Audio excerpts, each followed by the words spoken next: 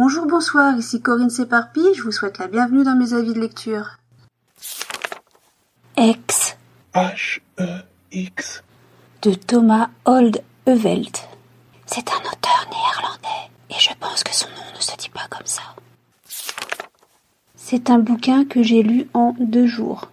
J'ai été happée par cette histoire. Je n'arrivais pas à en sortir, ça a été terrible.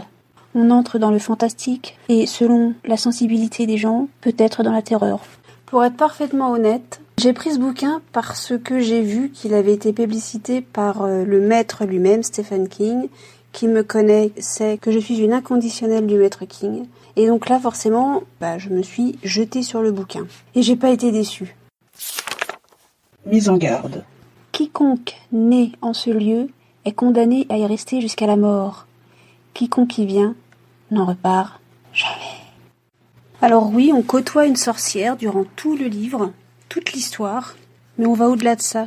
On côtoie aussi cette espèce de phénomène de masse qui va transformer une pensée en une pensée unique. La peur peut nous faire des choses absolument horribles. Et la sorcière n'est que le déclencheur, en fait, de cette sauvagerie dont est capable l'être humain. Et ce qui m'a effrayée, finalement, dans ce livre, c'est pas tellement la sorcière, mais c'est la bêtise humaine, et toute sa décadence, et toute sa violence, et toute sa haine. En fait, dans cette histoire, on s'aperçoit que donc c'est quand même tout un village, toute une communauté, qui se contente d'un fait, sans en chercher les explications, les tenants et les aboutissants. C'est très humain, ça. Et au fil des pages, au fil de la lecture, on s'aperçoit que finalement, le méchant n'est pas celui qu'on pense être. Ce roman est brillant, puissant et brillant. Si vous êtes adepte du fantastique, alors foncez, n'hésitez pas, vous devriez vous régaler. Plusieurs références à Stephen King, j'ai beaucoup apprécié. Pour qui connaît son œuvre, on les repère tout de suite.